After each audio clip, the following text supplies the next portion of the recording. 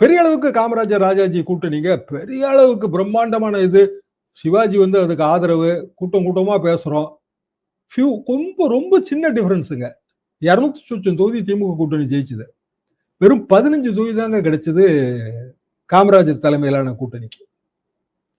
என்னன்னா நம்மளோட சிஸ்டமே அப்படியான சிஸ்டம். இது வந்து இதோட ப்ராப்ளம் அது.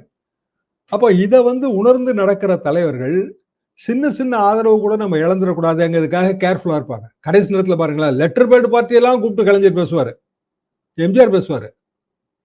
என்னன்னா அவன்கிட்ட இருக்கிறது ஒரு 200 ஓட்டு தான் இருக்கும். 200 ஓட்டை நம்ம விட்டுறக்கூடாது. அதிகபட்சமா நம்ம வீட்டுக்கு கூப்பிட்டு அவனுக்கு டிஃபன் காஃபி கொடுத்து உபசரிச்சானாலே அவன் மகிழ்ச்சியா இருக்கான்.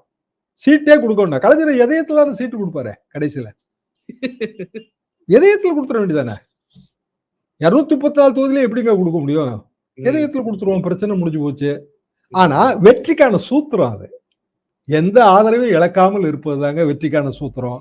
எதிர்ப்போனையெல்லாம் நீங்க வந்து நீக்கிறதுன்னு முடிவு பண்ணீங்கன்னா கடைசியில நீங்கள் வந்து மக்கள் மனதிலிருந்து நீக்கப்படுவீங்க.